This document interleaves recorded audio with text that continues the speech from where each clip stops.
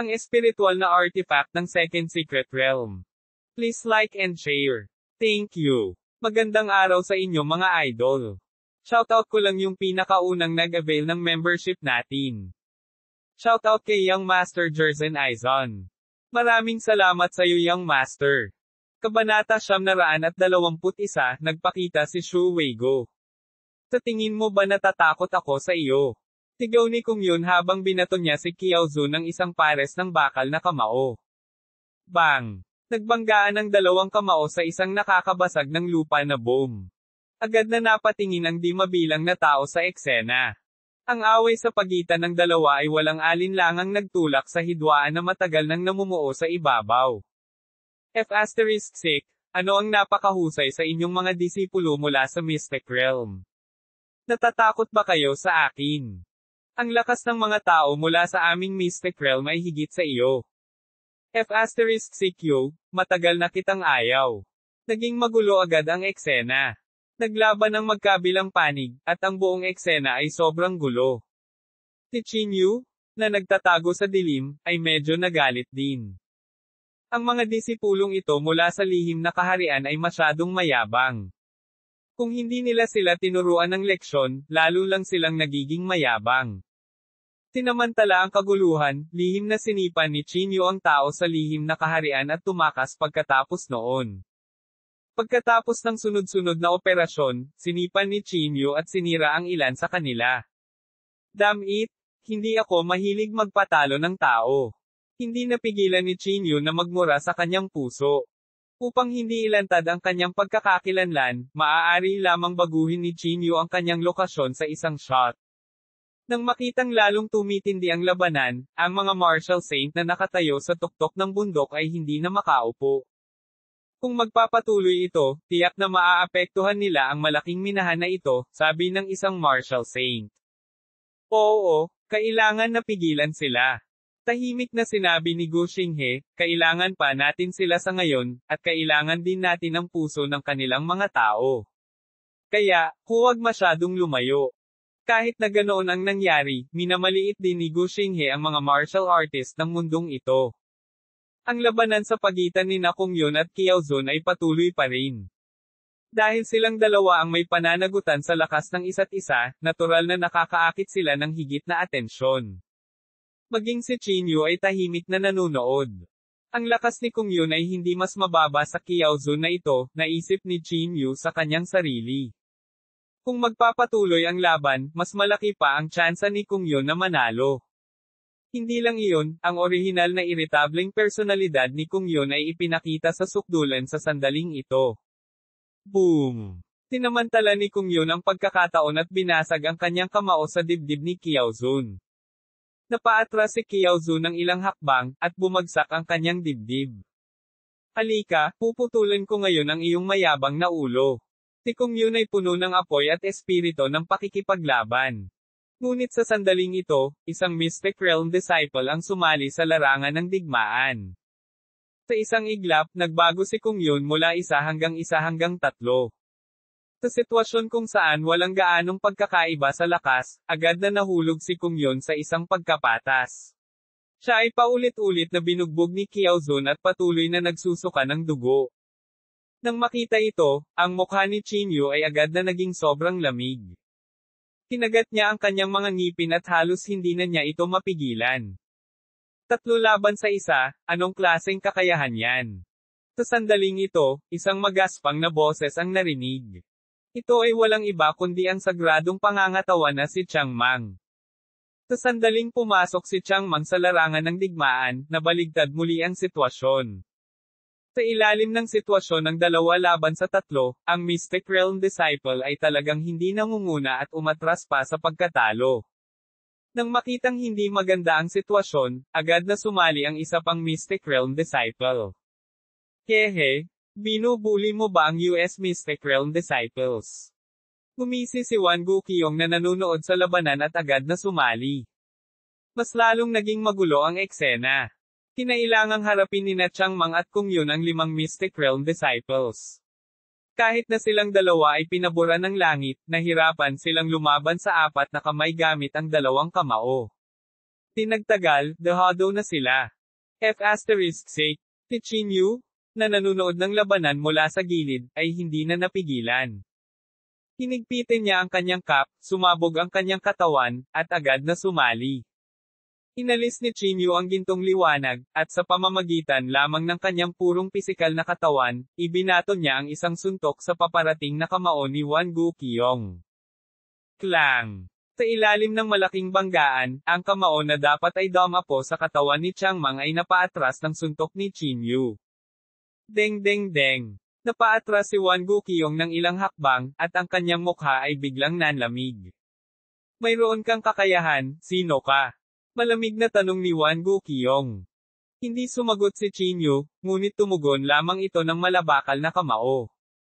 Sa karagdagan ni Chinyu, ang 5 disipulong ito ng Mystic Realm ay hindi makayanan ang galit nilang tatlo. Paulit-ulit silang binugbog. Samantala, sa wakas ay nailabas din ang galit ni Chinyu na matagal na niyang pinigilan. Boom! Malakas na sinuntok ni Chinyu ang dibdib ng Wan Guqiong at nabasag ang kanyang sternum. Kayong lahat, magtigil. Sa sandaling ito, isang malakas na sigaw ang biglang nagpatahimik sa eksena. Isang puting buhok na martial saint ang lumapit. Uncle Otter. Nagmamadaling naglakad si Qiaozu nang makita niya ang matandang ito. Direktang lumakad ang martial saint na tinawag na Uncle Otter.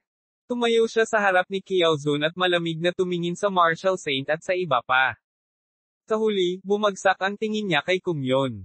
Bago pa makapagsalita si Kung Yun, biglang sinampal ni Uncle Otter ang mukha ni Kung Yun. Ang sampal na ito ay direktang kinabyunan ng dugo ang mukha ni Kung Yun. F***seek your mother. Agad na nagalit si Kung Yun. Walang salita, gusto niyang salakayin si Uncle Otter.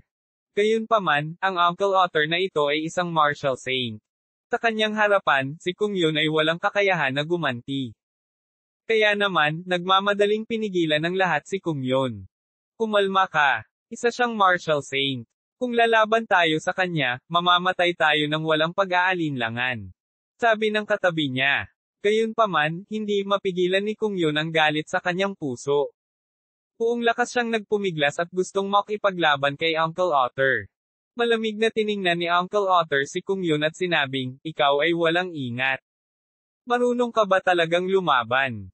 Pagkatapos, iniunat ni Uncle Otter ang kanyang palad at bahagyang dumapo sa katawan ni Kung Yun ang isang tipak ng panloob na chi. Sa pamamagitan lamang ng pag-ataking ito, nanlambot ang buong katawan ni Kung Yun at bumagsak siya sa lupa ng malakas. Pinandilatan niya si Uncle Otter, ngunit hindi siya makagalaw. Kung Yun, are you alright? Mabilis na pinalibutan siya ng lahat. Malamig na sabi ni Uncle Otter, huwag kang mag-alala, hindi ko siya pinatay. Itinuro ko lang sa kanya ang isang maliit na leksyon. Bagamat sinabi niya iyon, mula sa ekspresyon ni Kung Yun, dapat siya ay nasa matinding sakit sa sandaling ito. Si Qiaozu ay dahan-daang naglakad papunta kay Kung Yun at sinabing mapagpakumbaba, kita mo. Ito ang haantong sa inyong lahat. Kung walang martial saint, lahat kayo ay isang grupo ng mga langgam. Nang makita nila ang tagpong ito, marami sa mga mukha ng kasalukuyang mga alagad ang napuno ng kalungkutan at galit. Gayunpaman, wala silang magagawa sa kanila. Tulad ng sinabi ni Qiaozu, walang martial saint, wala silang dignidad. Dahan-daang tumayo si Qiaozu mula sa lupa. Bumaba ang kanyang tingin kay Changmang at Chinyu. Sino kayong dalawa para maglakas loob na salakayin kami? Pinaikit ni Qiaozu ng kanyang mga mata at sinabing. Bahagyang nagbago ang ekspresyon ni Chinyu, at alam niyang may mali. Kahit papaano ay may background pa rin si Kung Yun, kaya hindi nang ahas si Qiaozu na patayin siya. Gayunpaman, iba si Chinyu kay Changmang. Ang dalawa sa kanila ay walang background, at si Qiaozu ay walang pag-aalinlangan. Uncle Otter, patayin silang dalawa, malamig na ngumuso si Qiaozu. Walang sinabi si Uncle Otter. Naglakad lang siya papunta sa kanilang dalawa. Dalawang langgam na sinusubukang umakyat sa langit.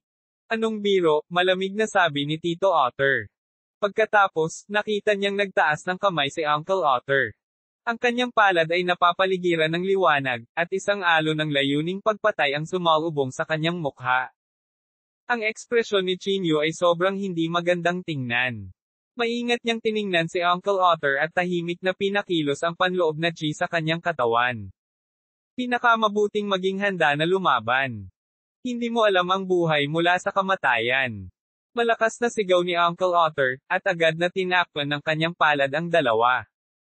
Ngunit sa sandaling ito, isang daloy ng liwanag ang tahimik na dumaan at humarang sa harap ni Chinyu at Chiang Mang.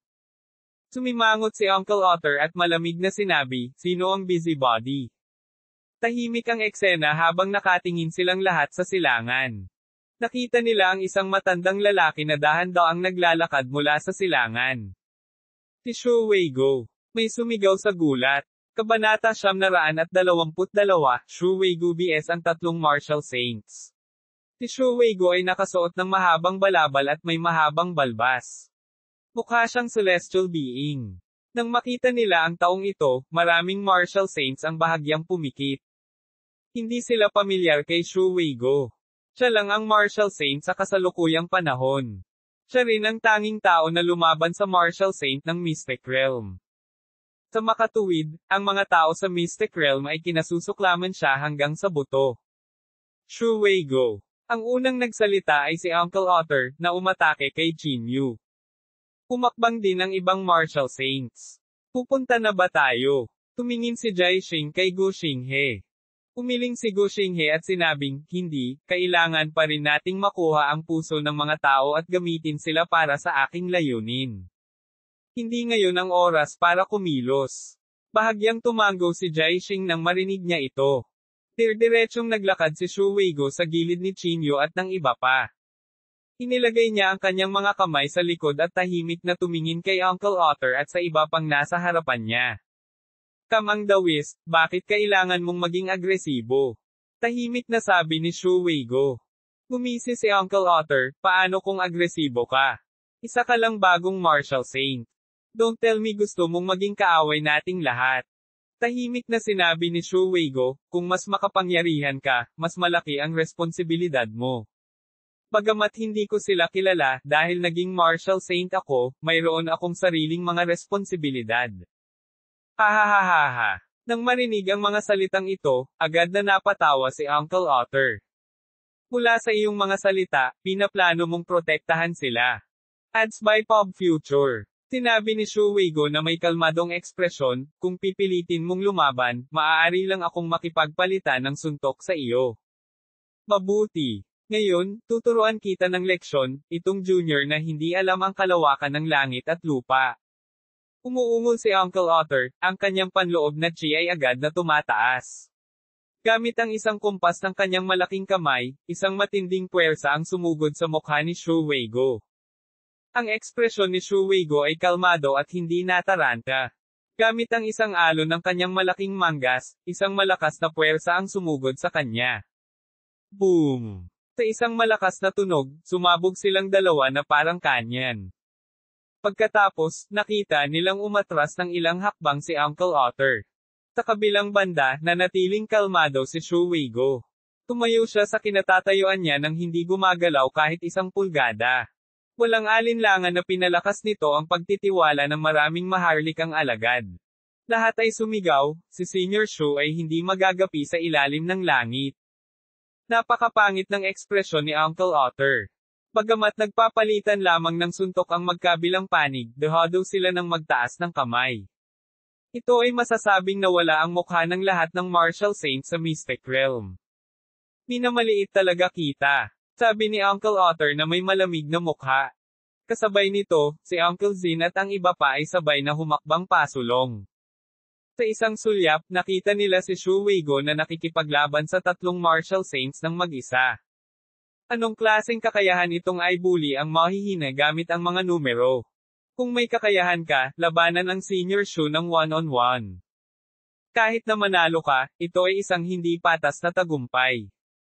Gayunpaman, tumikim si Uncle Zin at sinabing, "Marami tayong martial saints. Ito rin ang lakas natin. Kahit 3-on-1, bakit hindi?" Pinaikit ni Uncle Otter ang kanyang mga mata at sinabing, "Shu Weigo, kung aalis ka ngayon, maaari tayong tumigil. Tinulyapan sila ni Shu Weigo at tahimik na sinabi, kayong lahat, sama-samang umatake. Nililigawan mo si kamatayan. Walang alinlangang ikinagalit ng lahat ang mga salitang ito. Si Uncle Otter at ang iba pang tatlong martial saints ay sumabog na may chi energy sa isang iglap at nilapitan si Shu Weigo. Ang nakakatakot na puwersa ng chi ay agad na ginawang hindi makayanan ng lahat. Maging si Chinyu ay nakaramdam ng kaba sa kanyang dibdib. Itinaas ni Shu Weigo ang kanyang palad at isang alo ng banayad na puwersa ng chi ay agad na tumakip kay Chinyu at sa iba pa. Sa kabilang banda, ang kanyang kabilang kamay ay dahan-daang nag-condense ng mga sinag ng maningning na liwanag upang salubungin ang tatlong tao. Boom! Ang malaking labanan ay sumiklab sa isang iglap. Si Shu Weigo ay lumaban ng isa laban sa tatlo, ngunit hindi siya lugi. Umalis ka dali. Nakita ni Chinyu na hindi maganda ang takbo at mabilis na sumigaw. Ang isang buong puwersang labanan sa pagitan ng mga martial saints ay hindi isang bagay na kayang tiisin ng ordinaryong half-step martial artist. Sa pangunguna ni Chinyu, ang lahat ay umatras ng ilang milya sa isang hininga at pinagmamasdan ang larangan ng digmaan mula sa malayo. Ang mga galaw ni Shu Weigo ay napakakaraniwan, ngunit ang bawat galaw ay naglalaman ng sobrang nakakatakot na kapangyarihan. Kahit na nakikipaglaban sa tatlong tao, hindi siya lugi. Kumuulo ang dugo ng lahat habang nanunood, at lahat sila ay naikuyom ang kanilang mga kamao. Talagang mananalo si Senior Shu. Ads by Pop Future. Kahit na isa laban sa tatlo, matatag na hawak ni Senior Shu ang kalamangan. Si Senior Shu ang huwara ng ating henerasyon. Hindi umimik si Chinyu. Sa kanyang puso, mayroon din siyang bakas ng paghanga kay Shu Weigo. Para sa kapakanan ng kasalukuyang henerasyon ng mga martial artist, mas gugustuhin niyang saktan ang lahat ng pangunahing lihim na kaharian, at maging ang Jingdu Martial Arts Association. Ang ganitong uri ng ugali ay karapat-dapat sa paggalang. Boom! Kasabay ng pagsabog, ang mga galaw ng magkabilang panig ay sumabog sa kalangitan.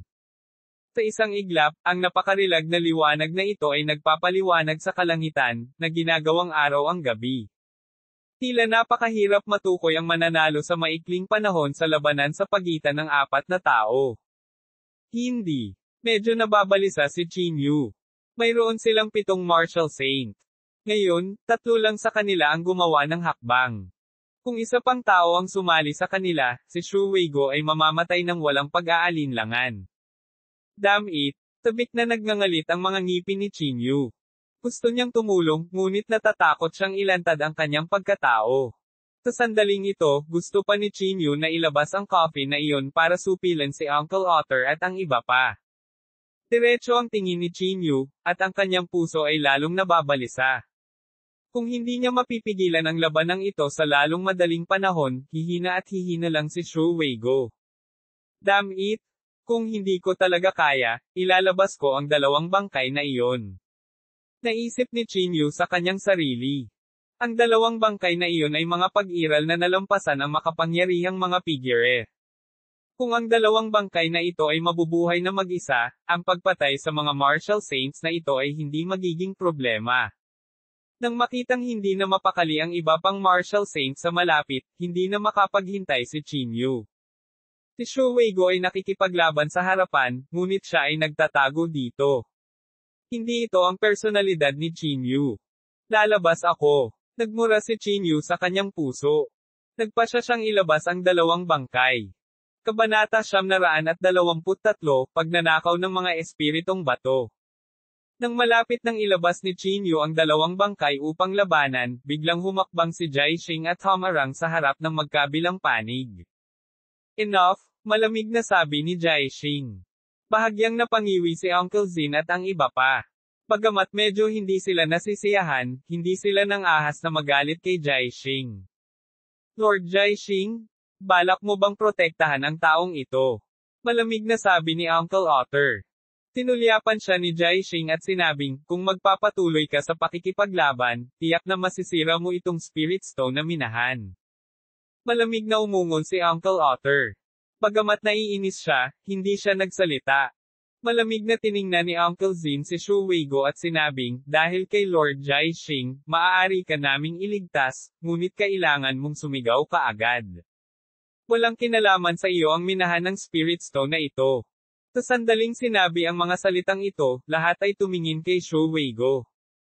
Tahimik na tumingin si Shu Weigo kay Tio Zin at sinabing, ang akin ng espiritong bato ay isang kayamanan ng langit at lupa. Dapat itong pag-aari ng mga tao sa mundo. Anong karapatan nating umalis? At ano ang karapatan nating sumuko? Nililigawan mo si kamatayan. Galit na sabi ni Uncle Otter. Huwag kang mahiya. Isang kayamanan ng mundo. May lakas ka bang gawin iyon? Kung hindi ka namin ibibigay, ano ang magagawa mo? Kalmadong sinabi ni Shu Weigo, kung hindi mo ito ibibigay sa amin, tiyak na lalaban kami hanggang handa kang makipag-usap sa amin bilang kapantay. Ang mga salitang ito ay agad na yumantig sa puso ni Qin Yu. Ang kanyang mga salita ay direktang tumama sa puso ni Qin Yu.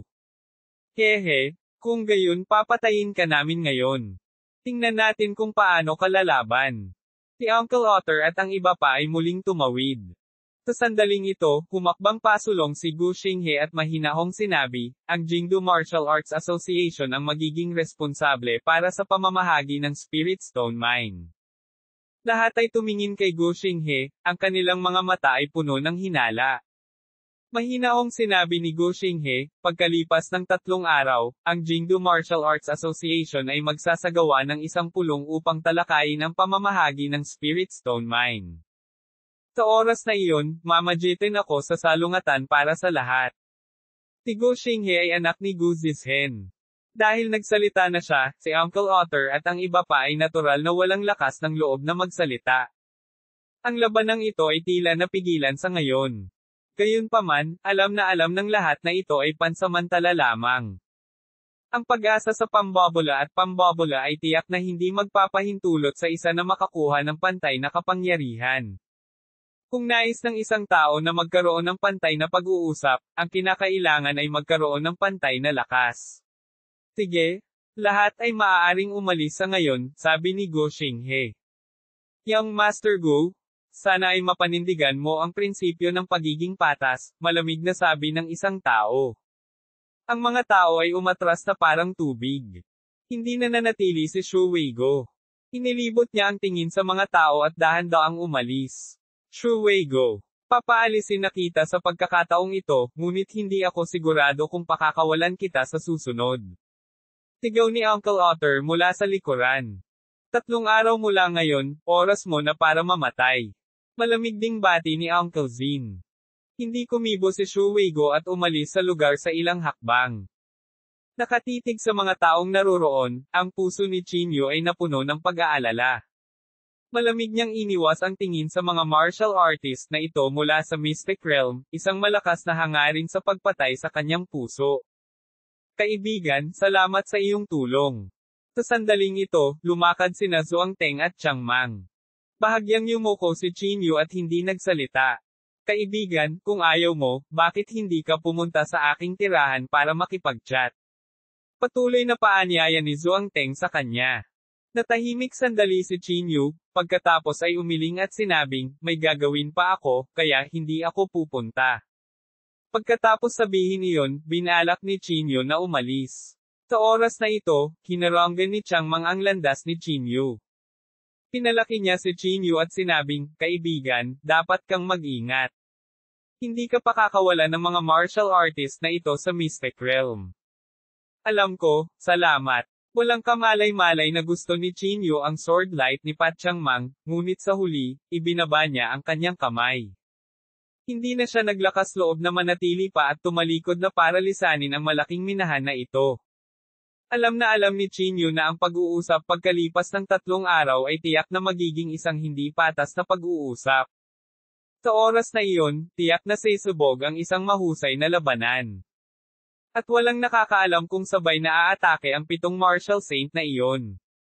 Kung mag-isa si Shu Weigo, natatakot akong mahihirapan akong labanan ang 7 martial saints na ito. Hindi maiwasan ni Qin Yu na isipin ang sarili. Pagkaraan ng ilang sandali, nagpa siya si Qin Yu na mag-isip ng paraan para buhayin ang 2 bangkay na iyon. Kung mayroon siyang dalawang bangkay na ito, kahit na ang 7 martial saint na ito ay hindi dapat banggitin. Kung nandito lang ang bigot sa manibela. Naisip ni Chinyu sa sarili. Oo. Handlebar mustache. Tinampal ni Chinyu ang kanyang ulo. Nakalimutan na niya talaga siya. Sa kanyang personalidad, siguradong hindi niya palalampasin itong Spirit Stone minahan. Hanggat may isang babe, tiyak na magkakaroon ng kanyang figure, hindi banggitin ang isang malaking minahan na kumalat sa buong bansa. Pagkatapos mag-isip tungkol dito, binalak ni Chinyu na magtago sa dilim at hanapin ang figure ng bigot sa manibela. Tuldok. Kinabukasan. Tumayo si Chinyu sa malayo mula sa minahan ng Spirit Stone at palihim na tumingin sa paligid ng malaking minahan. Hanggang tanghali, hindi pa rin nakikita ni Chinyu ang figure ng bigot sa manibela. Kakaiba. Hindi mapigilan ni Chinyu na sumimangot. Maaaring ito ay isang pagbabago sa pagkatao. Namimiss niya kaya kahit ang Spirit Stone sa akin. Imposible. Umiling si Chinyu. Ang bigot sa manibela ay makaligtaan ng anuman, ngunit ang kayamanan ay tiyak na hindi mapapalampas. Kaya, binalak ni Chinyu na magpatuloy sa paghihintay. Sa sandaling ito, isang kahabag-habag na figure ang lumitaw sa linya ng paningin ni Chinyu. Tiningnan niya ang kanyang paligid na may mapanlinlang na ekspresyon at gumapang sa tuktok ng bundok. Ang kanyang poster ay lubos na katulad ng isang magnanakaw na nagbabalak na magnakaw ng isang bagay. Sa wakas ay hinintay na kita. Hindi napigilan ni Chinyu na makahinga ng maluwag. Mga ad ng pop future. Gayunpaman, hindi siya nagmamadaling hanapin siya. Sa halip, gusto niyang makita kung ano ang gustong gawin ng bigot sa manibela. Sa tuktok ng bundok, ang bigot sa manibela ay maingat na tumingin sa kanyang paligid at pinakawalan ang kanyang kahabag-habag na aura. Matapos matiyak na walang nakapansin sa kanya, naglabas siya ng isang tumpok ng mga mahiwagang artifact at kakaibang hitsura ng mga materyales at sabik na iminuwestra ang isang bagay sa tuktok ng bundok. Sa sandaling ito, maingat na lumapit si Chinyu sa kanyang likod at tinapik ang kanyang balikat. F6.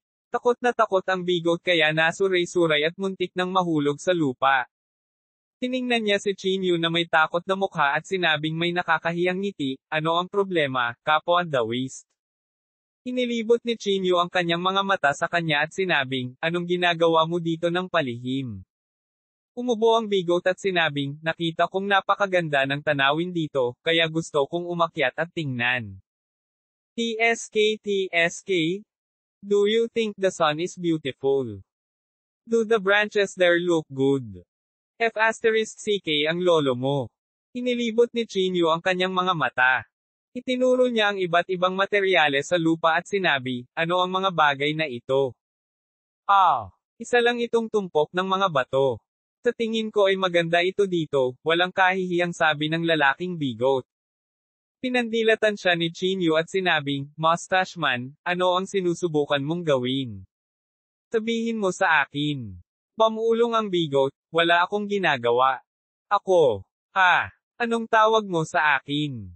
Pagtingin sa lalaking bigot na biglang nag-react, mahinang sinabi ni Chinyu, ako si Chinyu. Huwag ipaalam ito. F***, umirap ang lalaking bigot. F***, tinatakot mo ako hanggang kamatayan. Inilibot ni Chinyu ang kanyang mga mata at sinabing, cut the crap. Ano ang gusto mo? Sabihin mo sa akin dali. Wala talaga akong ginawa. Nandito lang ako para i-enjoy ang tanawin, nakangiting sabi ng lalaking may bigot sa manibela. Tumango si Chinyu at sinabing, okay, sasabihin ko kay Gu Xinghe ngayon. Pagkatapos sabihin ito, gumawa si Chinyu ng gesture na umalis. Nang makita ito, nagmamadaling pinigilan ng lalaking may bigot si Chinyu. Okay? Lahat ng makakakita nito ay magkakaroon ng bahagi, walang magawa ang bigot na lalaki. Para sabihin sa iyo ang totoo, ito ang pinakabagong special spell na aking binuo. Tinaas ni Chinyu ang kanyang kilay at gulat na sinabi, special spell. Ano ang ginagawa mo? Nakangiting sinabi ng may bigot, pagkatapos magbukas ng malaking spirit stone na ito, makakapaghintay ako ng pagkakataong makadaan sa spatial formation na ito. Magnakaw ng mga espiritong bato. Ang mga mata ni Chinyu ay kumislap na may bakas ng pagkagulat. Kabanata 924, muling pagkabuhay ng bangkay. Hoy, tingnan mo ang sinasabi mo. Nandito ako para kunin ito, hindi para nakawin. Ungol ng bigot. Ikinaway ni Chinyu ang kanyang kamay at sinabing, huwag kang magsalita ng walang kaparirikon. Hindi ba matutuklasan ang iyong spatial formation? Hindi ba ito masyadong kapansin-pansin? Ngumiti ang bigot at sinabing, hindi mo ba naiintindihan? Nasabi ko na, ito ang pinakabago kong pananaliksik. Halatang iba ito sa ordinaryong spatial formation. Pagkatapos kong iset up ito, natural akong mag-set up ng isang lihim na pamamaraan para itago ang dakilang daw, pagmamalaki ng bigot na lalaki. Tiningnan ni Chinyu ang bigot na lalaki pataas at pababa, ang kanyang mga mata ay puno ng pagkabigla. Bakit ganyan ang tingin mo sa akin? Tinakpin ng lalaking may bigot ang kanyang dibdib at bamulong, hindi ako interesado sa mga lalaki. F***CK ang lolo mo. Tinipa ni Chinyu ang kanyang puwitan. Kailangang sabihin na ang lalaking bigot na ito ay laging nakakapaglabas ng mga nakakagulat na bagay. Dahil dito, lalong hindi maintindihan ni Chinyu ang pagkakakilanlan ng lalaking may bigot. Ang kanyang mga spells at magic artifact ay nasa itaas pa ng pabilya ng mga makalangit na lihim. Ang mga makakakita nito ay magkakaroon ng bahagi. Mamaya, kailangan mo akong isama, sabi ni Chinyu. Ang bigot na lalaki ay nagsabi na may problemang ekspresyon, ito ay hindi magagawa. Ang aking porma sayon ay maaari lamang magdala ng isang tao. Sige, sasabihin ko kay Gu Xinghe, bulong ni Chinyu. Nang makita ito ng lalaking may bigot, dali-dali niyang hinaila pabalik si Chinyu. Bumantong hininga siya at bumulong, damn it, hindi ko nakita ang almanac noong lumabas ako. I actually met a bastard like you. Pagkatapos niyang magsalita, sumulyap sa kanya ang lalaking may bigot at sinabing, bilasan mo at bantayan mo ako. Walang problema. Tinapik ni Chinyu ang kanyang dibdib. Sa kabutihang palad, wala ang ilang martial saints, kaya medyo maayos ang operasyon ni Chinyu at ng lalaking bigot. Matapos gumugol ng halos 2 oras, sa wakas ay nagtagumpay ang lalaking bigot sa pag-set up ng porma sayon. Kaagad, ang lalaking bigot ay naglabas ng isang espiritual na artifact na mukhang isang kasaya mula sa kanyang spatial na banal na sandata. Pinalot niya ang espiritual na artifact sa ibabaw ng porma sayon at pagkatapos ay binigkas ang spell ng tahimik. Ang spatial teleportation formation sa harap niya ay unti-unting nawala. Dahil dito, binigyan siya ni Chinyu ng thumbs up mula sa kaibuturan ng kanyang puso. Galing, bumantong hininga si Chinyu. Loki? Loki? Pagmamalaki ng lalaking may bigot. Sige, alis na tayo dali. Magiging mahirap kung matutuklasan tayo mamaya, ungol ng bigot na lalaki. Napaungol si Chinyu bilang pasasalamat at nagmamadaling umalis sa tuktok ng bundok. Matapos iwan ang malaking minahan ng Spirit Stone, bumalik silang dalawa sa civilian house kung saan tinuluyan ni Chinyu. Habang nananatili sa bahay ng sibilyan, nagtataka ang bigot, hindi ka ba hinahanap ng lahat? Bakit naglakas loob ka pa ring lumabas? Siya nga pala, saan mo nakuha itong sombrero sa iyong ulo? Kinawian ni Chinyu ang kanyang kamay at sinabing, pwede nating pag-usapan ito mamaya. Mayroon akong kailangan ng tulong mo. Hindi kita matutulungan. Ayokong mamatay. Nang hindi naghihintay na sabihin ni Chinyu ang anuman, tumanggi ang mustache man. Pinandilatan ni Chinyu ang lalaking bigot at sinabing, gusto mo pa bang pumunta sa malaking minahan ng espiritual na bato? Bagamat ang taong bigot ay labis na ayaw, bumulong pa rin siya, mabuti, mabuti, mabuti. Ikaw talaga ang nakatutuwang ninuno ng moral na pagkidnap. Hindi pinansin ni Chinyu ang mga salitang ito. Sinabi niya sa malalim na boses, sa loob ng 3 araw, ang mga martial saints na iyon ay tiyak na mag-iisip ng mga paraan upang maalis si Shu Weigo. Ano ang kinalaman nito sa akin? Ungol ng bigot. Kumunat ang noo ni Chinyu at sinabing, si Shu Weigo ang nag-iisang martial saint ngayon. Lahat ng ginawa niya ay para sa ating interes. Hindi ko kayang panoorin siyang mamatay. Malamig na tumawa ang may bigot at sinabing, Chinyu, nababaliw ka na ba? May 7 martial saints. Kahit na hindi kumikilos ang 3 martial saints mula sa Jingdu Martial Arts Association, 4 pa rin sila. 4 na martial saints. Ano ang magagawa natin kung ikaw lang at ako?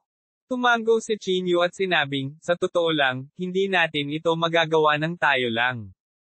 Ngunit kung aasa tayo sa 2 bangkay na iyon sa aking mga kamay, talagang magkakaroon tayo ng lakas para lumaban. Gusto mong buhayin muli ang 2 bangkay na iyon. Nakakunot ang noo ng bigot. Sinabi ni Chinyu sa malalim na boses, hindi lamang natin sila dapat buhayin, ngunit kailangan din nating hayaan silang buhayin ang kanilang mga sarili. Nang marinig ang mga salitang ito, agad na bumuga ng malamig na hangin ang may bigot. Hinawakan niya si Chinyu at sinabi sa gulat na boses, kung ang 2 bangkay na iyon ay bubuhayin ng mag-isa, mas alam mo kaysa sa akin kung ano ang kahihinatnan. Ang banta nila ay mas malaki kaysa sa 7 martial saint na iyon. Sinabi ni Chinyu sa malamig na boses, ano? Mas gugustuhin kong huwag silang magkaiba sa pagitan ng kaibigan at kalaban kaysa panoorin ang 7 martial saints na binugbog si Shu Weigo hanggang mamatay. Natigilan ang lalaking may bigot na parang natakot sa iniisip ni Chinyu. Natahimik siya sandali bago umiling at sinabing, hindi ko kaya. Tumingin si Chinyu sa lalaking may bigot at sinabi, magagawa mo ito hanggat gusto mo.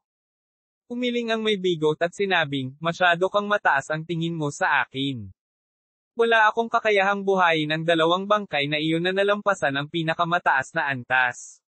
Sa puntong ito, binago ng lalaking bigot ang paksa at nagpatuloy, gayunpaman, maaari mong subukang gamitin ang parehong paraan tulad ng huling pagkakataon. Maaari mong gamitin ang larawang iyon para ipatawag ang 2 bangkay na iyon. Magtatagumpay ba ito? Tanong ni Chinyu. Umiling ang lalaking bigot at sinabing, hindi ko alam. Subukan mo lang. Agad na tumahimik si Chinyu. Matagal siyang nag-isip bago tuluyang bumantong hininga at sinabing, sana hindi na natin sila kakailanganin. Mapait na ngumiti ang may bigot at sinabing, ayokong makita silang nabuhay na mag-uli.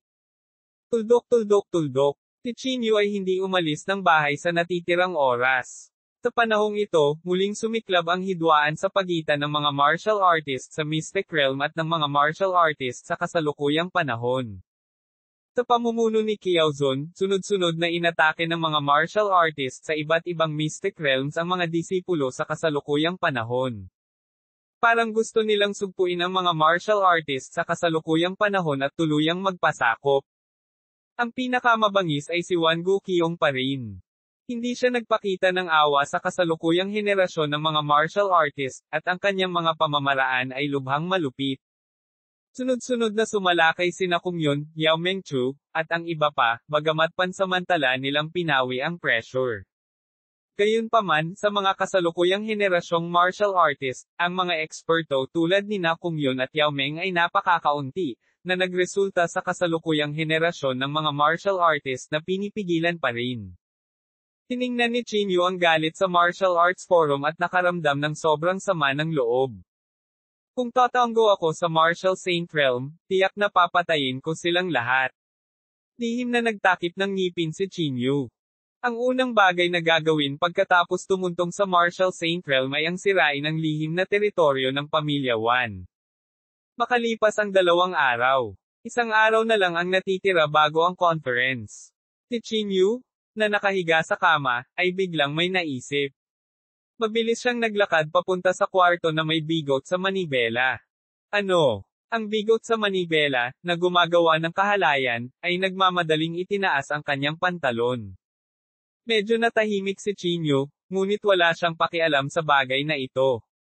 Sa halip, direktang nagtanong siya, alam mo ba ang lihim na kaharian ng pamilya yan? Ang lihim na kaharian ng pamilya yan. Nang marinig ito, agad na tumalon ang manibela mula sa kama. Kabanata 925, mga alingaw-ngaw tungkol sa lihim na kaharian ng pamilya yan. Tumango si Chinyu at sinabing, oo, ang lihim na kaharian ng pamilya yan. Pagkatapos, sinabi ni Chinyu sa bigot ng manibela kung ano ang nangyari sa kanya sa lihim na kaharian. Pagkarinig nito ay biglang naging malungkot ang mukha ng bigot sa manibela. Ano ang mali? Nang makita ito, hindi mapigilan ni Chinyu na sumimangot at magtanong. Sinabi ng bigot sa manibela sa mahinang boses, mukhang totoo ang mga tsismis. Anong tsismis? Nagmamadaling tanong ni Chinyu. Tumingin ang lalaking bigot kay Chinyu at seryosong sinabi, noong naglalakbay ako, minsan ay nakakita ako ng isang sinaunang aklat na nagtala ng maraming tsismis, kabilang ang pamilya Yan. Hindi kumibo si Chinyu at naghintay ng follow-up ng mustache man. Sinabi ng lalaking may bigot, ayon sa mga tala sa sinaunang aklat na iyon, ang pamilya Yan ay isang sinaunang pamilya na naipasa sa loob ng maraming taon.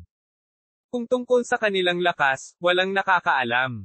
Matagal na panahon na ang nakalipas, pinaghihinalaan ko na ang pamilya Yan sa Jingdo ay malamang na isa sa kanilang mga sangay. Ngayon ay mukhang malaki ang posibilidad na totoo ito. Sinabi rin ni Chinyu sa mahinang boses, sinabi rin ni Old Mysterian noon na narinig niya ang aking ama, narinig ng iba na binanggit na si Yan Ruozo ay maaaring isang taong may kumpletong bloodline ng pamilya Yan. Noong oras na iyon, hindi kami masyadong naniniwala sa matandang Mysterian, dahil kung talagang napakalakas ng pamilya Yan, kapag binubuli si Yan Ruozo, hindi na sila nagpakita. Ngayon, tila ang pamilya Yan ay malamang na hindi natuklasan ang linya ng dugo ni Yan Ruozo hanggang sa siya ay tumuntong sa landas ng paglilinang. Bahagyang tumango ang may bigot bilang pagsang-ayon sa hulang ito.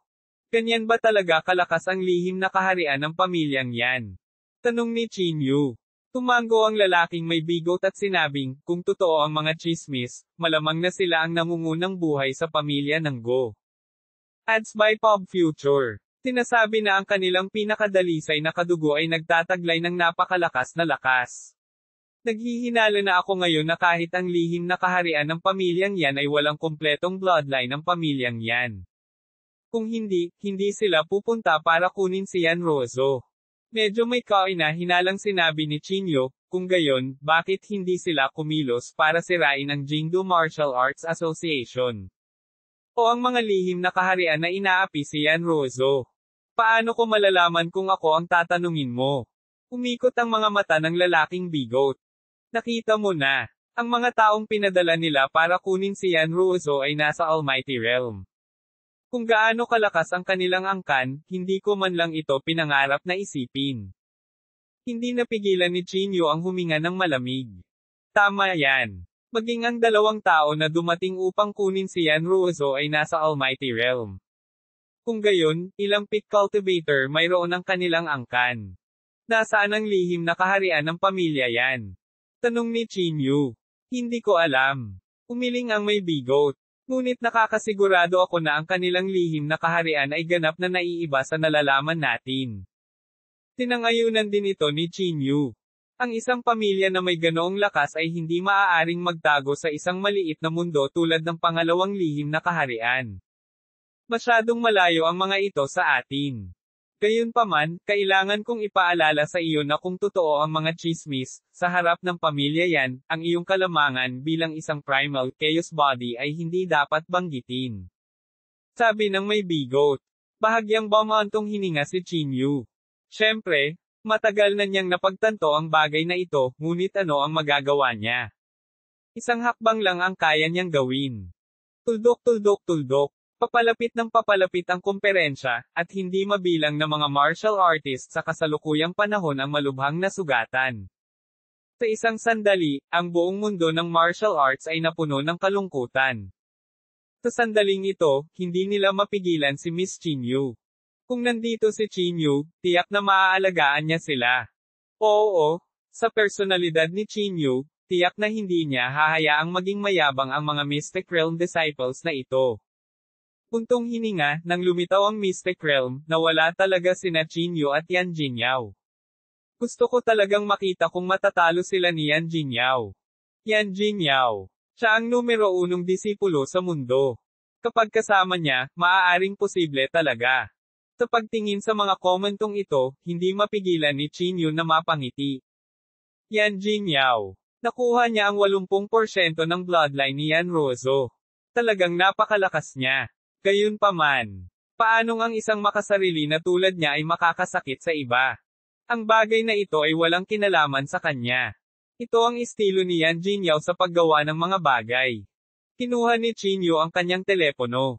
Medyo magulo ang puso niya. Nang gabing iyon, sa isang lihim na silid ng pamilya Yan, dahan-daang binuksan ng isang binata ang kanyang mga mata. Unti-unting bumukas ang pinto ng secret room. Pagkatapos, lumabas si Yan Jingyao sa secret room. Ads by Pop Future. Nagmamadaling lumapit ang dalawang mandirigma ng pamilya Yan na nagbabantay sa pinto para salubungin siya. Congratulations to young Master Yan for coming out of closed-door cultivation, sabay na sabi ng dalawa. Inilagay ni Yan Jingyao ang kanyang mga kamay sa likod at mukhang walang pakialam. Ang bawat galaw niya ay may makapangyarihang panloob na chi. Young Master Yan, maaari ko bang malaman kung anong kaharian ang pinasok mo? Tanong ng isang martial artist sa tabi niya. Walang pakialam na sinabi ni Yan Jingyao, mayroon lamang isang manipis na linya sa pagitan mo at ng isang martial saint. Agad na sumigaw ang dalawang martial artist, congratulations, young Master Yan, sa pagpasok sa half-step martial saint realm. Half-step martial saint. Hindi mapigilan ni Yan Jingyao ang sneaker. Hindi ako ordinaryong half-step martial saint. Ang mga benepisyong naidulot sa akin ng bloodline ng pamilya Yan, ay lampas sa aking imahinasyon.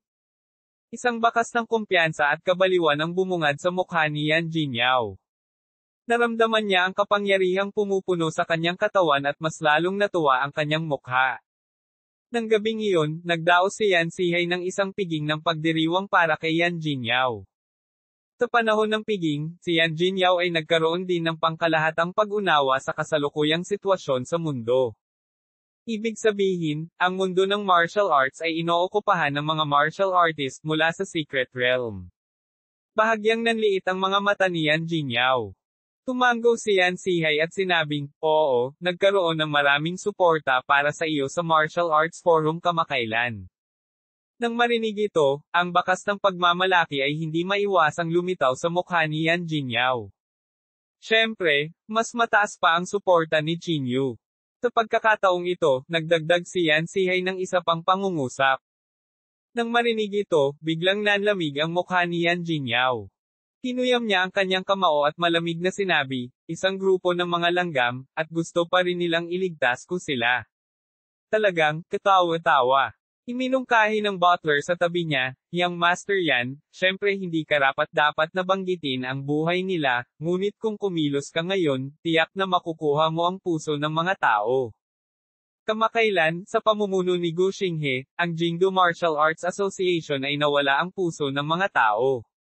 Kung handa tayong mamuhunan ngayon, maaari nating palitan ang Jingdo Martial Arts Association. Tumingin si Yan Jingyao sa mayordomo, bahagyang nanliit ang kanyang mga mata, at walang nakakaalam kung ano ang iniisip niya.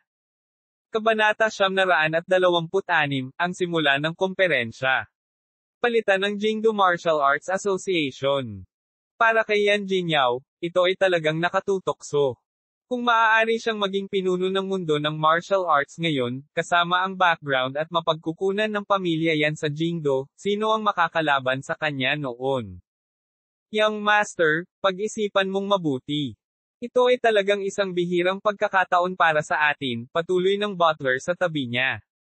Ngunit sa oras na ito, umiling si Yan Jingyao. Umisi siya, hindi ngayon ang oras. Kahit na lumabas ako, hindi ito magdudulot ng malaking kaguluhan. Pagkarinig nito, nagkatinginan agad ang lahat. Nagpatuloy si Yan Jingyao, maghintay hanggang sa sila ay maging desperado bago ako lumabas. Mas magiging maganda ang epekto. Bukod dito, ayokong maging kaaway sa Jingdo Martial Arts Association ngayon. Sinabi ni Yan Sihay sa malalim na boses, kung gayon. Paano kung si Chinyu ay isang hakbang sa unahan mo? Gumisi si Yan Jingyao, bago siya maging isang martial saint, wala siyang magagawa. Nang makita ito, hindi na nagsalita pa si Yan Sihay. Bahagya lang siyang tumango. Tuldok-tuldok-tuldok. Mabilis na lumipas ang oras. Sa isang kisap mata, araw na ng komperensya. Ang komperensya ay itinakda sa tuktok ng bundok. Ang tuktok ng bundok ay artificial na pinatag at naging isang malaking parisukat. Sa parisukat na ito, natapos na ang pag-set up ng Jingdo Martial Arts Association.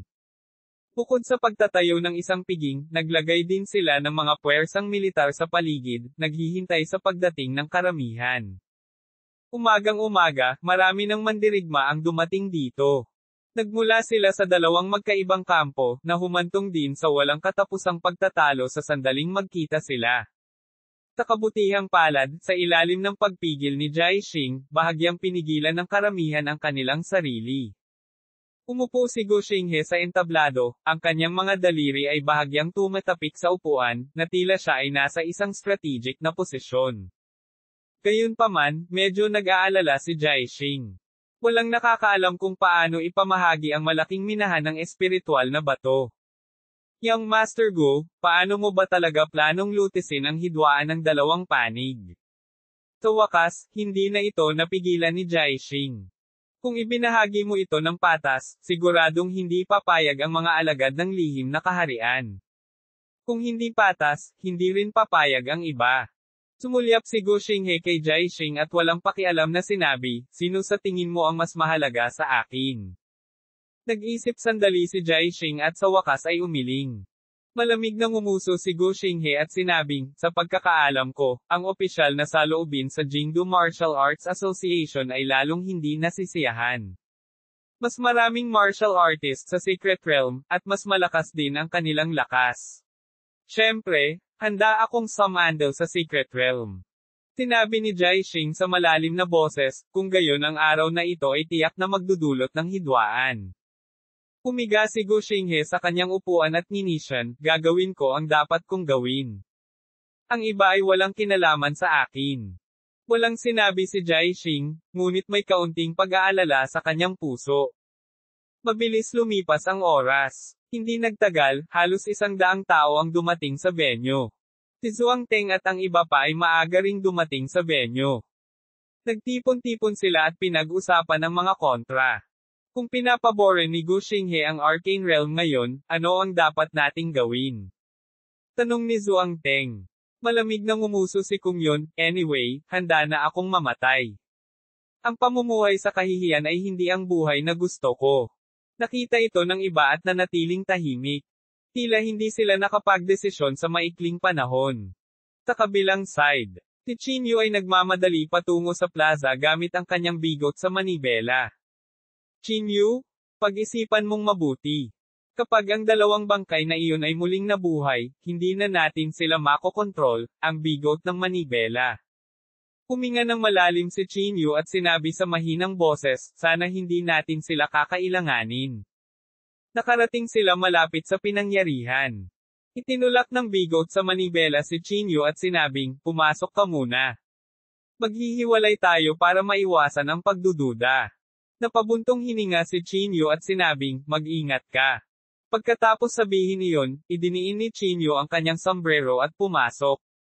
Sa parisukat, nagtipon ang lahat at naghintay sa simula ng komperensya. Mayroong isang nakasisilaw na hanay ng mga delicacy sa mesa, kabilang ang mga prutas at masarap na alak na inilabas mula sa pangalawang lihim na kaharian. Ang pagkain na inilabas mula sa lihim na kaharian ay nagdala ng mahinang qi, espiritual na enerhiya, at mas masarap ang lasa. Casual na nakahanap si Qin Yu ng hindi nakikitang upuan at umupo. Ang layunin niya ay hindi matuklasan. Pinagmasdan ng kanyang pares ng mga mata ang paligid at tahimik na pinagmamasdan ang eksena. Sa sandaling ito, ang mga alon ng paggalaw ay nagmula sa labas. Pagkatapos, nakita niya ang ilang martial saints na humahakbang. Ang kanilang mga damit ay maluho, ang kanilang mga katawan ay natatakpan ng mga alahas, at ang hindi malinaw na panloob na qi sa kanilang mga katawan ay nagparamdam sa mga tao ng matinding pang-aapi. Halos lahat ng tao ay nabaling sa kanila. Ang mga ekspresyon ng mga alagad ng kasalukuyang henerasyon ay mas hindi magandang tingnan. Ang mga martial saints na ito ay parang isang di nakikitang bundok na idiniin ang mga tao hanggang sa hindi sila makahinga. Sa kanila dito, anong karapatan nating mag-usap? Paano sila mapipigilan ni Senior Shu? Say, sana talaga may ilang martial saints na lumabas sa mundong ito sa lalong madaling panahon. Hindi pinansin ng mga martial saints na iyon ang mga tingin ng lahat at dumiretso sa gilid ng Sacred Realm at umupo. Nag-toast sila sa isa't isa at tuwang-tuwa sila.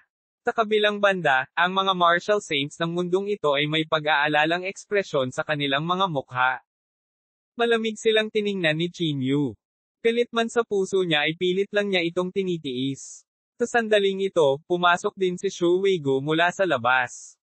Sa sandaling nakita nila si Shu Weigo, ang mga mukha ng maraming martial saints ng Sacred Realm ay agad na nanlamig. Ang mga pares ng malamig na mata ay nakatitig ng diretso kay Shu Weigo. Ang layunin ng pagpatay na ibinubugo mula sa kanilang mga katawan ay nagpang-inig sa mga tao. Ang mga mata na iyon ay parang matalas na talim na malapit ng pumatay ng mga tao, diretsyong nakatutok kay Shu Weigo. Ang ilan sa kanila ay tumayo pa sa kinatatayuan.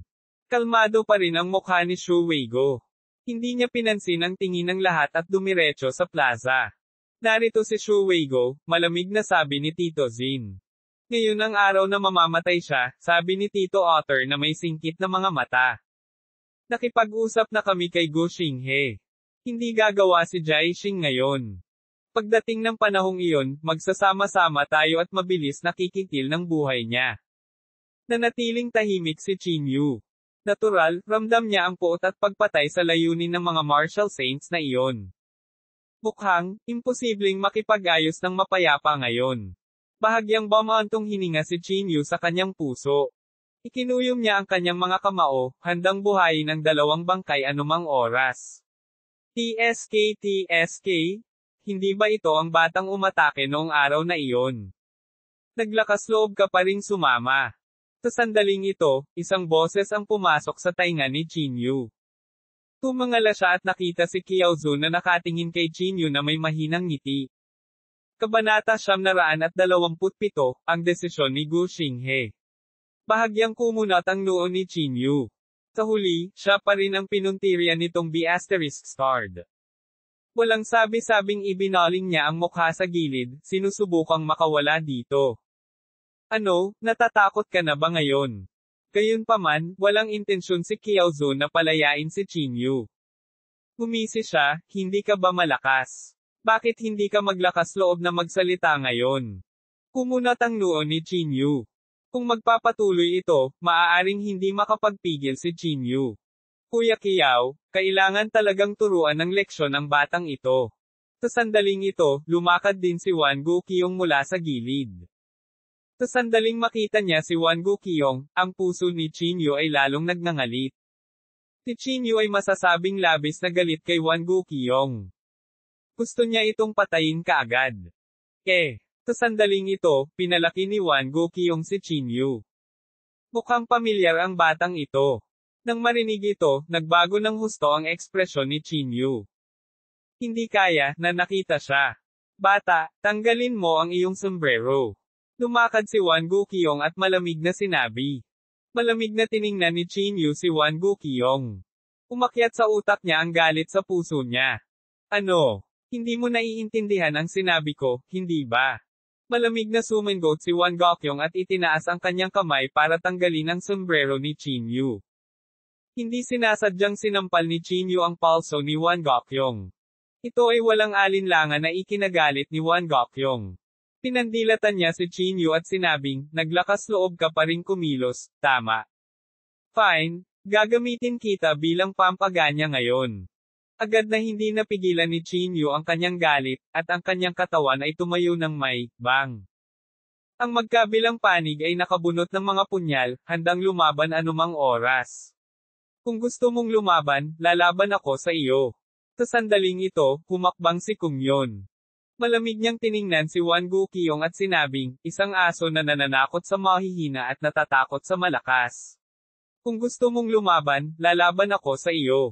Pinaikit ni Wan Guqiong ang kanyang mga mata at sarkastikong sinabi, Kung Yon, huwag kang masyadong mahiyain. Kung narito ang iyong ama, maaaring may karapatan pa siyang magsalita, ngunit hindi mo magagawa. F***CQ. Malakas na sigaw ni Kung Yon at agad na ikinuyom ang kanyang kamao at sinugod si Wan Guqiong. Kalimutan mo na ito. Sa pagkakataong ito, hinailan ni Qiaozun si Wan Guqiong palayo. Malamig siyang tumingin kay Kung Yun at bahagyang ngumuso, "Anak, hindi ka maaaring maging mayabang ng matagal.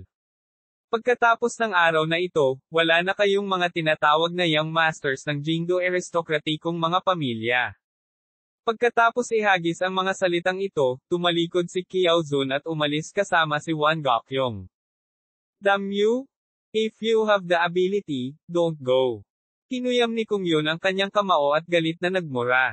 Nang makita ito, hindi mapigilan ni Qin Yun na mapangiti ng mapait sa kanyang puso. Parang mas impulsive si Kung Yun kaysa kay Chang Mang. "Maraming salamat." Itinaas ni Qin Yu ang kanyang mga kamay kay Kung Yun. Tinulyapan ni Kung Yun si Qin Yu at ngumuso, "Hindi ko ginawa iyon para tulungan ka. Hindi ko lang siya gusto." Pagkatapos niyang sabihin ito, tumalikod si Kung Yun at umalis. Agad na tumawa si Qin Yu. Talagang unpredictable ang batang ito. Gayunpaman, anuman ang mangyari, nagawa niyang maiwasan ang sakuna sa pagkakataong ito. Medyo kakaiba ang atmosphere sa pinangyarihan. Mula nang dumating ang mga martial saints, ang hangin ay napuno ng galit na sparks na maaaring mag-apoy anumang oras. Pinabantayan ng mga mata ni Qin Yu ang kanyang paligid habang pinagmamasdan niya ang eksena. Hangga't nakikita niyang hindi maganda ang takbo ng mga pangyayari, tanging paraan lang ang naiisip niya para mahukay ang dalawang bangkay. Habang parami ng parami ang mga tao sa pinangyarihan, halos mapuno na ang buong venue. Hindi ko talaga alam kung ano ang magagawa ng isang grupo ng mga basurang tulad mo dito. Isang martial artist mula sa Secret Realm ang kinukutya sila ng kakaibang tono. Oo. Isang bangkos ng mga langgam ang nais ding maghangad sa akin ng espiritong bato. Nakakatawa. Sa tingin mo ba ay maaari kang tumayo sa pantay na katayuan sa amin sa pamamagitan ng pag-asa sa isang matandang tao na nakapasok sa Martial Saint Realm sa loob ng 8 buhay? F***CQ.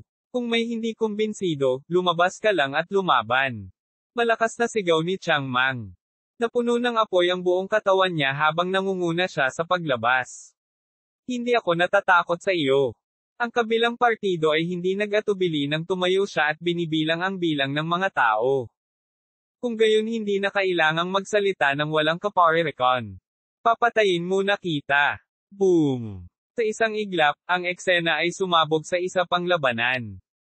Sumulyap si Gu Xinghe kay Jai Xing, na agad na lumabas na may tanong. Iniunat niya ang kanyang palad, at isang nakakatakot na puwersa ang direktang hinati ang eksena sa dalawa. Ang lahat ay talagang hindi makagalaw sa ilalim ng napakalaking puwersang ito. Ang ganitong paraan ay hindi maaaring makatulong ngunit maging sanhi ng labis na pagkagulat ng mga tao. Sa pagtataas pa lang ng kamay ay nagawa na niyang paghiwalayin ang dalawang grupo ng tao. Anong uri ng kapangyarihan ito? Maging si Qin Yu ay namangha sa kanyang puso. Bilang isang martial saint, ang lakas ng Jai Xing na ito ay nakakagulat na higit sa iba pang mga martial saints. Kung gagawa si Jai Xing, mahihirapan si Senior Shu, naisip ni Qin Yu sa kanyang sarili. Lahat, tumahimik.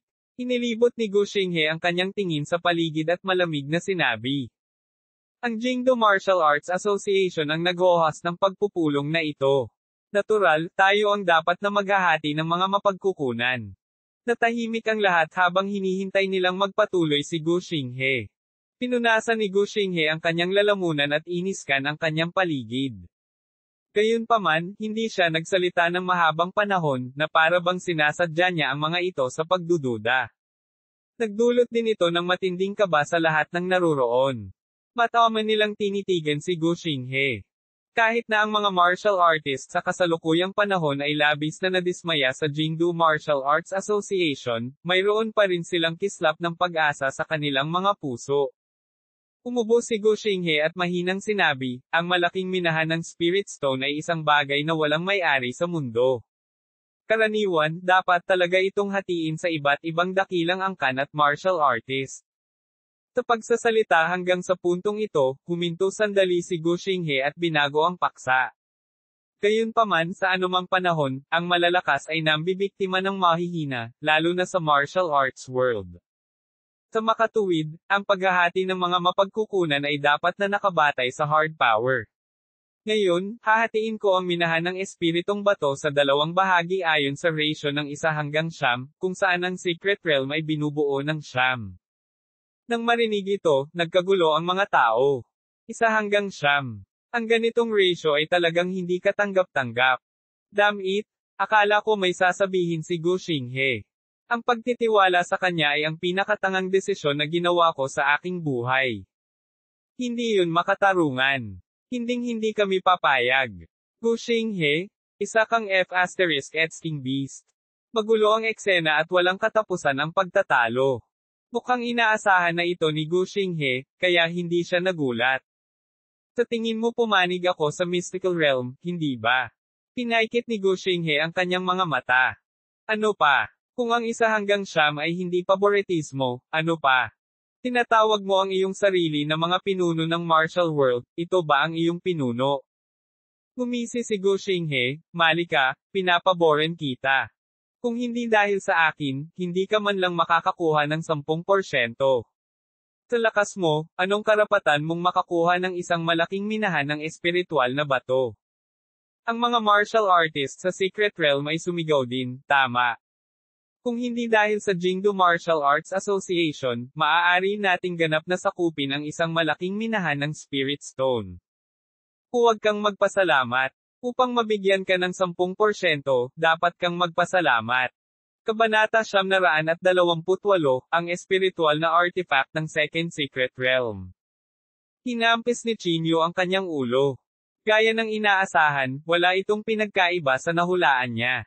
Hindi kailanman ipapamahagi ni Gu Xinghe ang malaking minahan ng espiritual na bato ng pantay-pantay.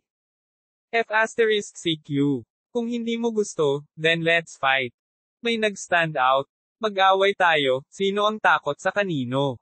Nanahimik ang mga martial saint na iyon at tahimik na pinanood ang mga pagbabago sa eksena. Alam ng lahat sa kanilang mga puso na ang maaaring magdesisyon sa kahihinatnan ay tiyak na hindi mga ordinaryong martial artist na tulad nila. Boom! Sa sandaling ito, isang malakas na pagsabog ang sumabog mula sa abot tanaw. Hindi alam kung sino ang nag-activate ng spell, ngunit isang bola ng apoy na parang araw ang bumangon mula sa langit at bumagsak patungo sa lupa. Nililigawan mo si kamatayan. Maraming tao ang tumayo at sumigaw ng malakas. Itinulak nila ang kanilang mga kamay sa hangin at hinarap ang malaking ball ang apoy na ito. Sa ilalim ng pagtulak ng mga kamay na iyon, ang ball ang apoy ay talagang dahan-daang umatras. Sa huli, itinulak ito sa hangin at sumabog. Halika, mas gugustuhin mong mabuhay ng nakatayo kaysa mamatay na nakaluhod. May sumigaw at humakbang pasulong. Isang malaking labanan ang agad na sumiklab sa pagitan ng dalawang panig. Umupo doon si Chinyu nang walang sinasabi. Ang kanyang mga mata ay malamig habang nakatingin sa mga martial saints at Gu Xinghe, na nasa harapan.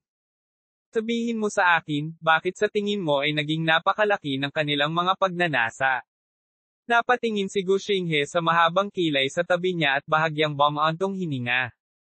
Ang mahabang kilay ay tumango at sinabing, tama. Noong narito si Lola Chin, ang lahat ng mga mapagkukunan ay nasa kamay ng Jingdo Martial Arts Association. Walang nagdulot ng anumang gulo, ngunit ngayon. Iba. Umiling si Jai Xing.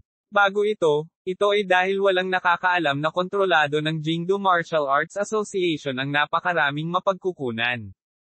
Mula nang malantad si Ko Exi, ang kredibilidad ng JINGDU Martial Arts Association ay bumababa na. Ngayon, maaari na itong ituring na ganap na sumabog. Bahagyang bumantong hininga si Gu Xinghe. Dahan-dahan siyang tumayo at sinabing may singkit na mga mata, nais kong umasa sa patas na negosasyon noong una para makontrol natin ang dominanteng posisyon. Ngayon parang, maaasahan pa rin ang lakas ng militar. Bago siya matapos magsalita, inabot ni Gu Xinghe ang kanyang palad at naglabas ng isang espiritual na artifact. Ang espiritual na artifact na ito ay mukhang isang maikling espada. Ito ay itim na parang itim na butas at naglalabas ng napakapangangilabot na panloob na chi. Nang makita ni Jai Xing ang espiritual na artifact na ito, nanlamig ang kanyang katawan. Young Master Gu, naglabas ka talaga ng makalangit na lason. Sabi ni Jai Xing na puno ng takot ang mukha. Heavenly Poison. Mountain Protection Magic Tool ng Pamilya Gu. Nanlaki ang mga mata ni Long Mei. Ngumisi si Gu Xinghe, kung may manggahas na labag sa kalooban ko ngayon, papatayin ko sila. Dahil doon, dahan-daang inactivate ni Gu Xinghe ang makalangit na lason at malamig na tumingin sa mga tao. Habang winuwagayway ni Gu Xinghe ang kanyang kamay, ang mga sinag ng itim na liwanag ay biglang sumabog mula sa makalangit na lason. Saan man dumaan ang liwanag, ang katawan ng mandirigma ay agad na binalot ng itim na apoy at naging abo sa isang kisap mata. Hindi lang iyon, maging ang mga bato sa lupa ay nasunog sa isang iglap. Sa isang iglap, walang humpay na nag-iyakan ang buong venue. Hindi mabilang na mga mandirigma ang namatay sa ilalim ng lason ng langit. Kahit isang half-step martial saint ay hindi makakaganti sa ilalim ng sky poison. Sa sandaling ito, ang braso ni Chang Mang ay natatakpan ng itim na apoy. Ang nagliliyab na apoy ay tumakip sa kanyang buong braso sa isang iglap at mabilis na kumalat. Chang Mang. Ang ekspresyon ni Qin Yu ay lubhang nagbago. Wala na siyang pakialam pa at agad na inilabas ang kanyang tansong espada. Sa isang swoosh, hinampis niya ang braso ni Chang Mang. Naputol agad ang braso niya. Ang brasong nababalot ng itim na apoy ay mabilis na naging makapal na tubig at nawala ng walang bakas. Kamusta ka na? Are you alright? Mabilis na tumingin si Qin Yu kay Chang Mang. Tinulyapan ni Chang Mang ang kanyang naputol na braso at sinabi sa mahinang boses, "Salamat. Kung hindi ka kumilos sa oras, nilamon na sana ng flames ang buong katawan ko." Walang sinabi si Qin Yu. Lumingalinga siya sa paligid, natatakot na ma-expose ang kanyang identity. Buti na lang at sobrang gulo ng eksena at walang nakapansin sa kanya. Sa makatuwid, inalis ni Qin Yu ang tansong espada at naisip sa sarili, dahil lahat ito sa espesyal na pisikal na katawan ni Chang Mang. Kung hindi ko siya mailigtas sa tamang panahon. Pagkatapos kumilos ni Gu Xinghe, naging mas kalmado ang mga tao. Ang labanan ay natapos din sa sandaling ito. Nilero ni Gu Xinghe ang makalangit na lason sa kanyang kamay at malamig na sinabi, "Wala akong pakialam kung saang aristokratikong pamilya ka nagmula, saang lihim na kaharian ka nagmula, at kung paano mo hatiin ang mga mapagkukunan, nasa akin na." "Bakit ako?" Galit na sigaw ng isang mandirigma. Sumulyap si Gu Xinghe sa kanya at agad na isinaaktibo ang makalangit na lason upang laslasin siya. Ang katawan ng mandirigma ay nabahira ng itim na apoy at agad na naging abo. Nang makita ito ng mga tao, agad silang sumipsip ng malamig na hangin at napuno ng takot ang kanilang mga mukha. Medyo pangit din ang ekspresyon ni Qin Yu. Hindi niya inaasahan na talagang lalabas si Gu Xinghe ng napakahusay na tool sa mahika. Sino pa ba ang hindi kumbinsido? Malamig na tanong ni Gu Xinghe. Natahimik ang eksena. Walang nang ahas na magsabi ng kahit ano kahit sandali. Nang magdedesisyon na si Gu Xinghe, tumayo si Xu Weigo. Tiningnan niya si Gu Xinghe ng mahinahon at tahimik na sinabi, "Sa palagay ko ay walang sasang-ayon sa iyong panukala." Xu Weigo. Pinaikit ni Gu Xinghe ang kanyang mga mata. "Bakit? Hindi ka ba natatakot kay kamatayan?" Mahinahong sinabi ni Xu Weigo, "Walang sino man ang hindi natatakot sa kamatayan, ngunit para sa akin, may mas mahalaga kaysa sa buhay at kamatayan." May mas mahalaga. Pinoprotektahan ba ang mga langgam na ito? Ngumisi si Gu Xinghe. Ano sa tingin mo ang maaari mong baguhin sa iyong sarili? Bahagyang bumantong hininga si Xu Weigo at sinabing, "Wala akong masyadong mababago, ngunit naniniwala ako na hanggat lumalaban ako, may mga taong patuloy na lalaban hanggang sa magtagumpay sila." Nang marinig ang mga salitang ito, agad na nagalit si Gu Xinghe. Para sa Jingdo Martial Arts Association, ang kinatatakutan nila ay may lumalaban. Malamig siyang tumingin kay Xu Weigo at sinabing, "Spiky. Sige. Dahil gusto mong mamatay, I'll satisfy you." Sa pamamagitan nito, kinuha ni Gu Xinghe ang makalangit na lason. Senior Xu. Nang makita ang eksenang ito, ang ekspresyon ni Qin Yu ay agad na naging sobrang pangit. Bago pa mailabas ni Qin Yu ang dalawang bangkay, na-activate na ni Gu Xinghe ang makalangit na lason at naglaslas patungo kay Xu Weigo. Ang itim na apoy ay dumiretso sa Xu Weigo. Kalmado pa rin ang ekspresyon ni Xu Weigo. Iniunat niya ang isang palad niya at hinawakan patungo sa itim na apoy. Gayunpaman, ang itim na apoy na ito ay lubhang kakaiba at agad na nabahiran ang magkabilang kamay niya. Senior Shu. Nang makita ito, lahat ay hindi napigil ang sumigaw sa gulat. Tumingin si Shu Weigo sa sarili niyang palad at nakitang nanginginig ang braso niya at talagang nabasag ang palad niya at ang apoy. Bahagyang kumunat ang noo ni Gu Xinghe. Bago pa siya mabigla, ang kabilang kamay ni Shu Weigo ay inabot na at dumiretso na kay Gu Xinghe. Nang makita ito ni Gu Xinghe, agad na nagbago ang kanyang ekspresyon. Sabik siyang sumigaw, Star Scissor, Star Scissor. Boom! Agad na umatake ang Star Scissor at nabangga ang palad ni Shu Weigo. Isang nakakatakot na pressure ang kumalat. Ang ilang mga tao ay hindi makayanan ang pressure na ito at direktang nagsuka ng dugo. Ang Star Scissor ay isang top-notch martial saint. Kahit si Shu Weigo ay mahihirapang labanan. Dahil sa banggaan na ito, napaatras ng ilang hakbang si Shu Weigo. Kitang-kita kung sino ang mas malakas at kung sino ang mas mahina. Star, patayin mo siya para sa akin. Idinilat ni Gu Xinghe ang kanyang mga mata, Crazy Roar. Kabanata 929, Shu Weigo vs Jiaxing. Naglakad si Jiaxing pasulong na may pares ng malamig na mga mata na naglalabas ng nakakatakot na aura. Napaatras ng ilang hakbang ang mga tao sa paligid. Alam na alam nila na kasisimula pa lang ng totoong labanan.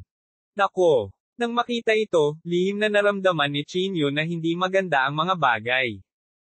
Si Jiaxing ay iba sa isang ordinaryong martial saint. Ang kanyang lakas ay mas mataas kaysa kay Shu Weigo. Kung talagang lalaban sila, hindi makakaganti si Shu Weigo. Make your move, malamig na sabi ni Jiaxing habang nakatingin kay Shu Weigo. Kalmado pa rin ang ekspresyon ni Shu Weigo. Iginalaw niya ang kanyang mga kamay at mabilis na gumawa ng mga selyo. Makikita ng isa na siya ay naglabas ng selyo gamit ang isang kamay. Ang selyo ay nagdala ng dumadagandong na kulog habang durog ito patungo kay Jiaxing. Naging malamig ang ekspresyon ni Jiaxing. Ikinumpas niya ang kanyang malaking kamay at biglang naikuyom ang kanyang kamao. Pagkatapos, walang awa niya itong binasag.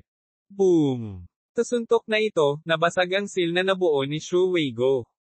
Nang makita ito ng karamihan, hindi nila maiwasang mapabuntong hininga. Ang lakas ni Jiaxing ay tila nalampasan ang imahinasyon ng lahat. Mayroon ka bang ibang galaw? Malamig na tanong ni Jiaxing. Walang sinabi si Shu Weigo. Bahagya niyang ipinikit ang kanyang mga mata at bumulong sa mahinang boses, na para bang mag-espel siya. Samantala, si Jiaxing ay hindi nagmamadali. Tahimik lang siyang naghihintay. Ito ang kumpiyansa ng isang top martial saint. Hualala! Libo-libong sinulid ng liwanag na tila itim na buhok ang lumipad mula sa manggas ni Shu Weigo. Ang mga sinulid ng liwanag na ito ay nagpawi sa kalangitan at tumakip sa lupa. Sa huli, sila ay talagang nag-condense sa isang horsetail whisk sa kamay ni Shu Weigo. Hinawakan ni Shu Weigo ang horsetail whisk at marahang iwinagayway ito. Mukha siyang immortal. Walang ekspresyon ang makikita sa mukha ni Jiaxing. Mukhang wala siyang pakialam sa ginawa ni Shu Weigo. Ito ay isang tunay na nangungunang labanan, kaya walang nakialam.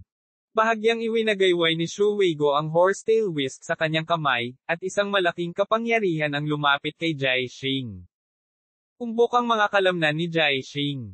Itinulak niya ang kanyang mga kamay pasulong, at ang isang kalasag ay agad na namuo sa kanyang mga kamay. Klang klang klang klang. Ang lakas ng horsetail whisk ay sumabog na may nakakabinging tunog ng madikit ito sa kalasag. Gayunpaman, ang kalasag na nabuo ay tila hindi masisira at madaling nakaharang sa puwersa ng horsetail whisk. Isang bakas ng pagkagulat ang sa wakas ay sumilay sa kalmadong mukha ni Shu Weigo. Ano pang galaw ang mayroon ka? Huwag mag-atubiling gamitin ang mga ito. Inilagay ni Jiaxing ang kanyang mga kamay sa likod ng kanyang likuran at ang kanyang ekspresyon ay napakalamig. Unti-unting naging solemn na ang ekspresyon ni Shu Weigo. Hinawakan niya ang horsetail whisk gamit ang isang kamay, at bahagyang nanginginig ang braso niya. May mga bakas ng isang malakas na panloob na chi mula sa kanyang horsetail whisk. Ang 3,000 buhok na parang horsetail whisk ay hindi mapigilan. Ang mga sinag ng liwanag ay natipon sa horsetail whisk. Shua! Sa sandaling ito, nanginginig ang palad ni Shuweigo, at ang horsetail whisk ay sumulong. Sa isang iglap, naglabas ng maningning na liwanag ang horsetail whisk. Ang nakakagulat ay ang liwanag ay tila naglalaman ng isang sinaunang banal na hayop. Mayroong isang banal na dragon, isang kilin, isang itim na pagong, at isang puting tigre. Sa isang sulyap, ito ay tila isang sinaunang divine beast diagram. Kung ang isa ay nakikinig ng mabuti, ang isa ay makakarinig pa ng bakas ng mga dagandong at iyak. Sa sandaling ito, ang lahat ay labis na nagulat. Maging ang mukha ni Jaixing ay kumislap na may bakas ng pagkagulat. Sa harap nito, kahit si Jaixing ay kailangang seryosohin ito. Ang kanyang mga palad ay nagbuga ng ningning na parang mga bituin. Ang pares ng mga kamay na ito ay tila may kontrol sa kapangyarihan ng mga bituin, nagiging misteryoso at hindi maarap. Pagharap sa banal na hayop na sumusugod sa kanya, si Jaixing ay umungal ng malakas at itinulak ang kanyang mga kamay pasulong. Panipi tuldok-tuldok-tuldok. Dalawang puwersa na yumanig sa mundo ay nagbanggaan sa sandaling ito. Boom! Ang buong eksena ay naging alikabok. Nablock ang line of sight ng lahat. Hindi mabilang na mga tao ang umatras sa sandaling ito. Ang mga hindi makaiwas sa oras ay direktang ginawang meat paste. Nakakatakot na kapangyarihan. Ito ay isang tunay na nangungunang labanan sa pagitan ng mga martial saints. Puno rin ng pagkabigla ang mukha ni Qingyu. Kailangang malaman ng isa na si Shuweigo ay kakapasok pa lang sa martial saint stage, at si Jaixing ay isang tunay na top martial saint. Sa ilalim ng tingin ng lahat, dahan-daang naglaho ang liwanag.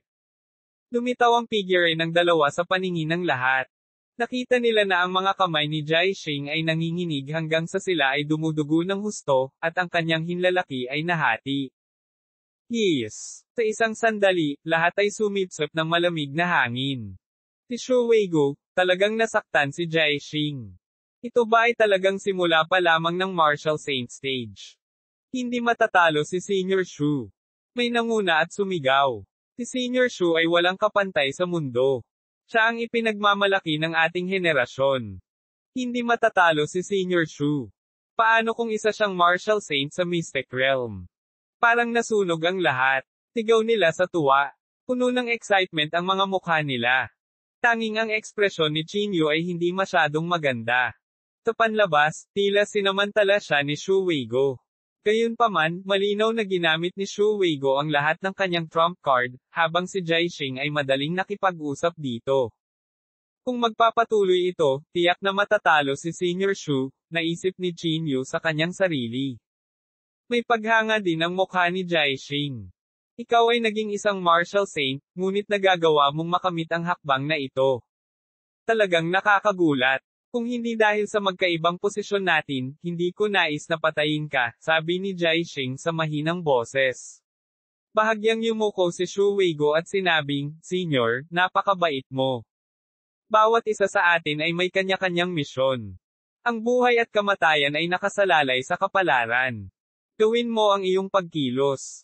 Jaixing, anong ginagawa mo? Pilasan mo at patayin mo siya. Hindi napigilan ni Gu Xinghe na sumigaw ng galit. Tinulyapan ni Jaixing si Gu Xinghe bago lumingon kay Shuweigo. Sige, pagkatapos mong mamatay, ako mismo ang magpapatayo ng monumento para sa iyo. Bago niya matapos ang kanyang pangungusap, lumapit si Jaixing. Ang kanyang bilis ay napakabilis, at sa isang kisap mata, nakarating na siya sa harap ni Shuweigo. Hinawakan ni Shuweigo ang horsetail whisk sa kanyang kamay at sinabunutan si Jaixing. Umasa si Jaixing sa kanyang dalawang palad na walang talo upang patuloy na bumangga sa horsetail whisk ni Shuweigo. Nakipaglaban sila mula sa lupa hanggang sa kalagitnaan ng hangin, at pagkatapos ay nahulog pabalik sa lupa mula sa himpapawid. Ang labanan sa pagitan ng dalawa ay masasabing nagpabago sa kulay ng hangin at ulap, at ang momentum ay walang kapantay. Napataas ang puso ng lahat. Ngunit hindi nagtagal, nahulog si Shuweigo sa isang hindi magandang posisyon. Sa ilalim ng matinding pag-atake ng Star Peking, si Shuweigo ay tinamaan ng ilang beses sa dibdib. Sa wakas, na sinamahan ng galit na dagindong ng Star Peking, ang kanyang kanang kamao ay parang dragon. Sumabog ang puwersa ng Chi at walang awa na nabasag patungo sa horsetail whisk ni Shu Weigo. Boom! Sa ilalim ng napakalaking puwersang ito, sa wakas ay hindi na ito nakayanan ng horsetail whisk at nabasag ng isang tunog. Para kay Shu Weigo mismo, paulit-ulit din siyang napaatras at nagdere ng dugo. Ang kanyang mga puting damit ay kinulayan na ng pula ng dugo, na nagmukhang lubhang kalunos-lunos.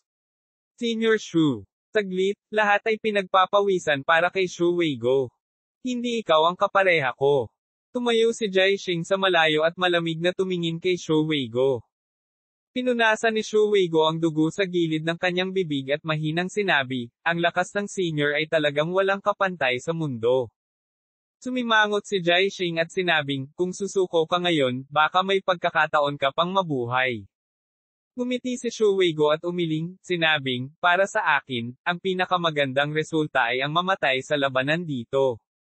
Nang makita ito, nakaramdam si Qin Yu ng labis na hindi komportable sa kanyang puso. Kinuha niya ang special artifact at binalak na itapon ang dalawang bangkay na ito anumang oras. Sa dilim, si Wan Guqiong ay nakatingin sa kanilang dalawa na may malungkot na ekspresyon. Tiyuzin, si Jai Xing ay masyadong malambot ang puso. Ano man ang mangyari, hindi natin maaaring hayaang umalis si Shu Weigo ng buhay ngayon, malamig na sabi ni Wan Guqiong. Naintindihan naman ni Uncle Zin at agad na tumango. Naiintindihan ko. Kabanata 930, bumaba ang Sky Blood Rainbow. Matapos matanggap ni Uncle Zin ang utos ng sinaunang Jade, agad siyang palihim na lumapit kay Shu Weigo. Nang nanghina si Shu Weigo, biglang kumilo si Uncle Zin. Isang malakukong palad ang direktang humawak sa dibdib ni Shu Weigo. Ang atensyon ni Shu Weigo ay nasa Star Caesar na, at ang kanyang pisikal na lakas ay napakahina. Wala na siyang lakas para umiwas. Swish! Walang awa na pinunit ng mga kuko ni Uncle Zin ang dibdib ni Shu Weigo. Isang malaking butas ang agad na napunit sa kanyang dibdib. Bumulwak ang sariwang dugo na parang fountain. Pumunta ka sa impyerno. Si Uncle Zin ay may galit na galit sa kanyang mukha habang ang kanyang malaking kamay ay walang awa na humahampas sa mukha ni Shu Weigo. Senior Shu. Agad nagalit si Qin Yu nang makita ito. Sa kritikal na sandali na ito, biglang inabot ni Jai Xing at hinawakan ang palso ni Tito Zin. Pagkatapos, ang malaking palad ni Jai Xing ay malakas na sinampal ang dibdib ni Tito Zin, na pilit siyang napaatras ng ilang hakbang. Kasuklam-suklam at walang hiya, sino ang nagsabi sa iyong palihim na umatake? Galit na galit si Jai Xing. Hinawakan ni Uncle Zin ang kanyang basag na dibdib at inayos ang sarili habang sinasabi, Lord Jai Xing, ako. Maligaw ka. Hinawakan ni Jai Xing si Tio Zin at itinapon siya palabas. Master Jai Xing, walang mga patakaran sa larangan ng digmaan. Ang lahat ay napagpasyahan ng kahihinatnan. Sa tingin ko ay walang problema para kay Uncle Zin na kumilos, mahinahong sabi ni Wan Guqiong. Bago makapagsalita si Jai Xing, tumingin si Wan Guqiong kay Gu Xinghe at sinabing, naniniwala akong ganoon din ang iniisip ni Young Master Go. Malamig na sinabi ni Gu Xinghe, Tito Jai Xing, napakabagal mo. Hindi mo masisisi ang iba. Hindi napigilan ni Jai Xing ang pagkayam ng kanyang mga kamao. Sumulyap siya kay Gu Xinghe at pagkatapos ay kay Shu Weigo. Sa wakas, pinatibay niya ang kanyang puso at naglakad patungo kay Shu Weigo. Damn it! Kinagat ni Qin Yu ang kanyang mga ngipin. Walang ibang paraan. Kaya lang niyang ilabas ang dalawang bangkay at hayaang buhayin ang kanilang mga sarili. Sa makatuwid, kinuha ni Qin Yu ang space artifact at naghanda na buhayin ang dalawang bangkay upang mabuhay muli. Gusto ko rin ang bahagi ng malaking minahan na ito. I wonder if everyone has any objections. Sa sandaling ito, isang boses ang biglang nagmula sa labas ng pinto. Pagtingin niya, nakita niya ang isang binata na naglalakad na may nakakaakit na ngiti. Nang makita ang binatang ito, hindi napigilan ni Gu Xinghe na itaas ang kanyang kilay. Ikaw ba?